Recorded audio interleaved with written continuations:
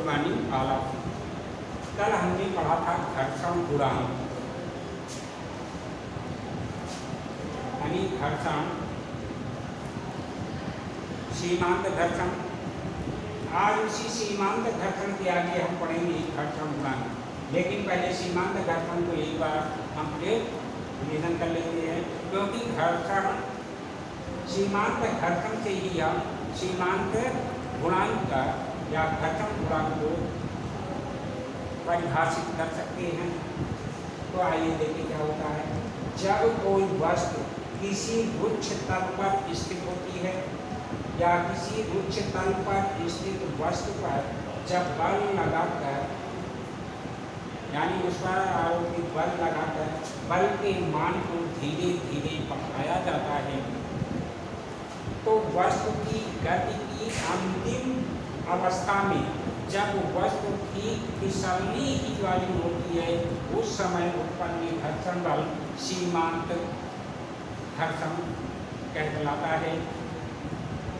और इस सीमांत घर्षण को हम Fx और अभिलंबवत प्रतिक्रिया बल R के अनुक्रमानुपाती होता है। फिर से दोबारा, घर्षण यानी सीमांत घर्षण की यहाँ निर्देशांक बता रहे हैं। सीमांत घर्षण क्या है, अब इसी से हम घर्षण गुणांक बनाने के लिए देख लेंगे। जब कोई वस्तु किसी रुक्ष तल पर, रुक्ष तल का तात्पर्य है तो पूरा तल, जब वस्तु किसी रुक्ष तल पर स्थित होती है तो उस पर आरोपित बल के मान को यदि धीरे धीरे बढ़ाया जाता है, तो वस्तु की गति के अंतिम अवस्था में, यानी ये अभी वस्तु हमारी फिसली नहीं है, चली नहीं है, यानी ये ठीक फिसलने ही वाली है। जब ये ठीक फिसलने वाली हो तो उस अवस्था में इस पर उत्पन्न घर्षण बल सीमांत घर्षण कहलाता है। ठीक है। और सीमांत घर्षण को हम Fx, सीमांत घर्षण बल Fx और अभिलंबवत प्रतिक्रिया बल R के अनुक्रमानुपाती होता है। तो ये हो जाएगा Fs प्रोपोर्शनल R। ध्यान से देखिए, अब अगर इसको तोड़ देते हैं तो Fs equal mu s are, जहाँ ये म्यू एस एक नियतांक है जिसे हम घर्षण गुणांक कहते हैं। तो सीमांत घर्षण से ही हमारा घर्षण गुणांक निकल रहा है। घर्षण गुणांक की परिभाषा हमारी यहीं से मिल जाएगी। क्या है, फिर से एक बार दोबारा ध्यान से सुनिए। जब कोई किसी रुक्ष तल पर स्थित होती है तो उस वस्तु पर आरोपित बल के मान को यदि धीरे धीरे बढ़ाया जाता है, तो ये गति की, ये वस्तु की गति की अंतिम सीमा, अर्थात जिस समय ये ठीक फिसलने की स्थिति में आ जाता है, उस समय इस वस्तु पर उत्पन्न घर्षण बल या उत्पन्न घर्षण बल को हम सीमांत घर्षण कहते हैं। और ये सीमांत घर्षण बल जो Fx है, इसके अभिलंबवत प्रतिक्रिया बल R के अनुक्रमानुपाती होता है। अब देखिए, अब ये हम इसको हम जब छोड़ेंगे तो हमें मिलेगा Fx equal mu s into r. देखिए, और जहाँ इसको क्या लिख सकते हैं, जहाँ म्यू एस एक नियतांक है,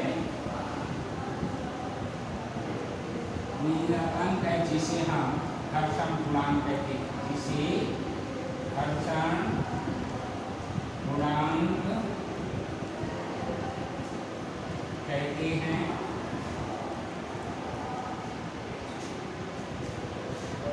मेरे ख्याल से अब आपको समझ में आ गया होगा। देखिए, अब इसी से हम घर्षण गुणांक को अगर डिफाइन कर लेते हैं, ये मिलेगा mu s equal f s upon r. ये इसको बन जाएगा। यानी घर्षण गुणांक को परिभाषित करना है तो यहीं से देखिए इसकी परिभाषा बन जाती है। ध्यान दीजिएगा। अब इसमें आसानी से हम इसकी परिभाषा लिख सकते हैं। क्या है, सीमांत घर्षण Fx और अभिलंबवत प्रतिक्रिया बल के अनुपात को घर्षण गुणांक कहते हैं। आराम से परिभाषा लिखी जा सकती है। ये जरूरी नहीं है कि जो पुस्तक में लिखी है उसी आधार पर आपको लिखना है, यानी सेम टू सेम वैसे लिखना है, ऐसा नहीं है। आप यहाँ से भी डिफिनीशन आसानी से अपनी डिफिनीशन दे सकते हैं, यानी अपनी परिभाषा बना सकते हैं कि देखिए घर्षण गुणन क्या है। किसी देखिए सीमांत घर्षण की अवस्था में सीमांत घर्षण बल Fx और अभिलंबवत प्रतिक्रिया बल के अनुपात को घर्षण गुणांक कहते हैं। और इसका कोई यूनिट नहीं होती क्योंकि ये समान राशियों का एक अनुपात है, इसलिए ये बीमाहीन होता है। अब आते हैं हमारे घर्षण कोण। घर्षण कोण बहुत ही इंपॉर्टेंट है, बहुत अधिक पूछा जाता है, इसलिए आप लोग इसको बहुत ध्यान से समझिए कि क्या होता है। देखो इसको कैसे डिफिनीशन करेंगे। एंगल ऑफ फ्रिक्शन, घर्षण कोण।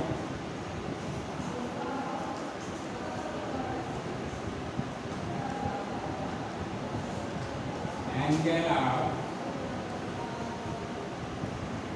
फ्रिक्शन,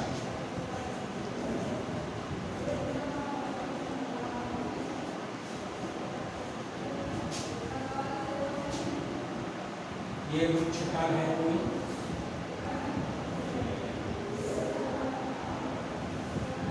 यहाँ पर उच्चतल पर कोई वस्तु स्थित है, वस्तु का भार नीचे की ओर यानी mg होगा और इसका देखिए अवलंबन प्रतिक्रिया बल r ऊपर की ओर होगा।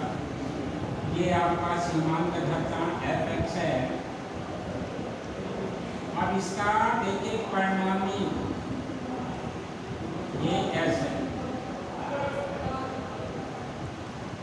ये परिणामी S और अभिलंबन प्रतिक्रिया के बीच बना कोई घर्षण यानी घर्षण कोण कहलाता है। ठीक से ध्यान दीजिएगा। और इस पर ये बल लगा इधर आरोपित बल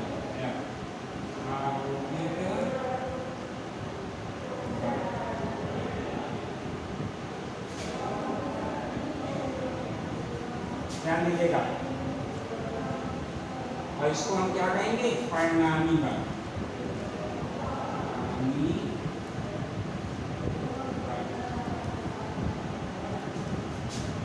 और ये आपका प्रतिक्रिया बल है,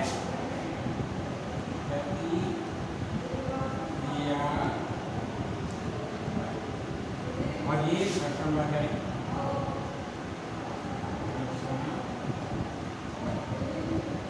आप ध्यान से सुनिए बच्चों, ध्यान से आगे घर्षण कोण के डेफिनेशन।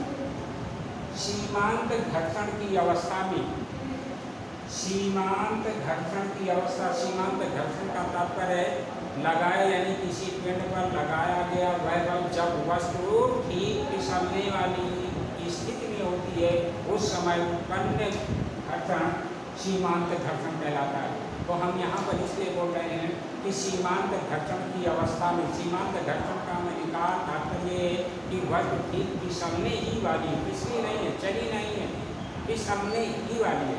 तो इसलिए बोला जाता है सीमांत घर्षण की अवस्था में सीमांत घर्षण बल Fx ठीक तथा अभिलंबन प्रतिक्रिया बल R के परिणामी S द्वारा प्रतिक्रिया बल R के साथ बनाया गया कोण घर्षण कोण कहलाता है। ठीक से ध्यान से सुनिए। सीमांत घर्षण की अवस्था में सीमांत घर्षण बल Fx अभिलंबवत प्रतिक्रिया R के परिणामी S द्वारा अभिलंबवत प्रतिक्रिया के साथ बनाया गया ये कोण घर्षण कोण कहलाता है और इसे अक्षर लैम्डा से प्रदर्शित करते हैं। तो परिभाषा बहुत आसान है बच्चों, बहुत आसानी से इसको आप परिभाषित कर सकते हैं। जैसे एक बात दोबारा ध्यान से सुने। सीमांत घर्षण की अवस्था में सीमांत घर्षण बल Fx अभिलंबवत प्रतिक्रिया बल R के परिणामी S द्वारा अभिलंबवत प्रतिक्रिया बल के साथ बनाया गया कोण घर्षण कोण कहलाता है। ठीक, तो आप ये घर्षण को tan थीटा यानी लैम्डा इक्वल, देखिए अगर इसको ये मिला दिया जाएगा तो ये बन जाएगा Fs अपान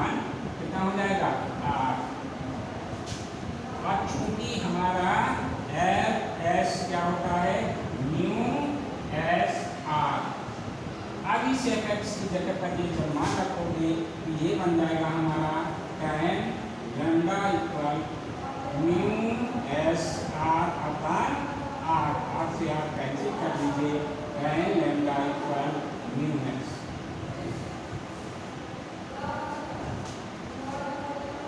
अब इसके आधार पर ये हम कह सकते हैं या ये परिभाषित कर सकते हैं कि किसी की घर्षण कोण या घर्षण कोण भी क्या होता है, या घर्षण गुणांक उसके टेंजेंट के बराबर होता है।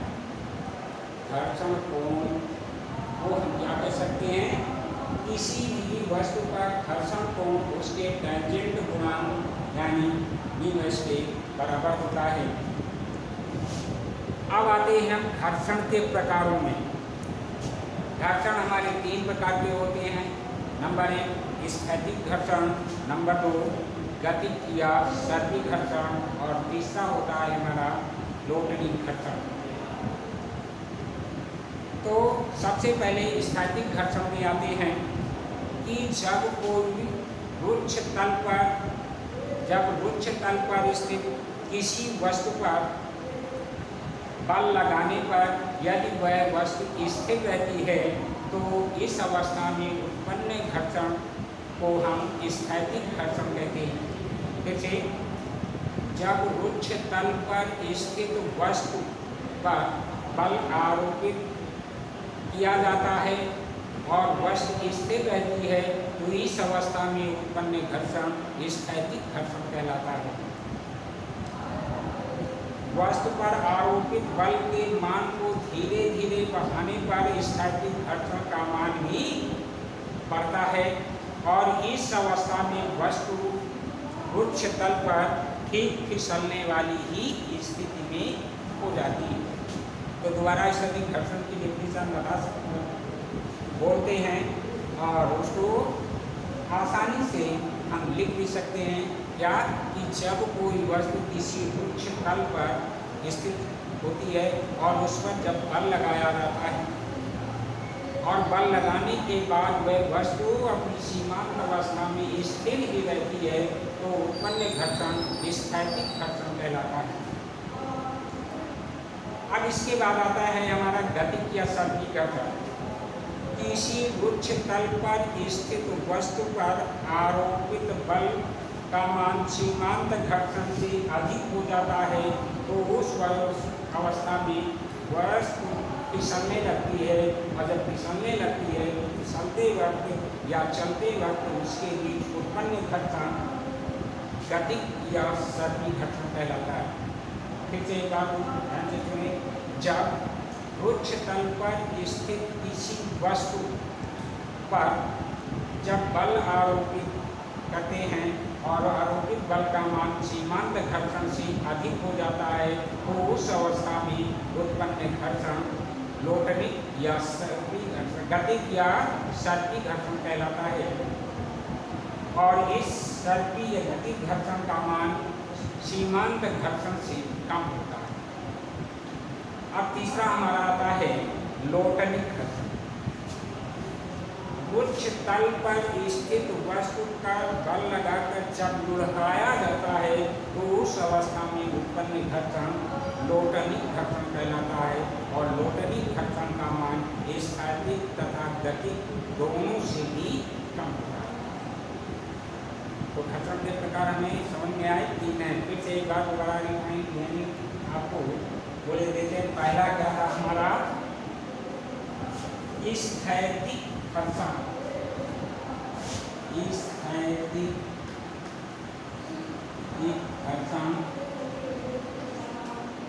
और दूसरा था गतिज घर्षण, और तीसरा है लोटनिक।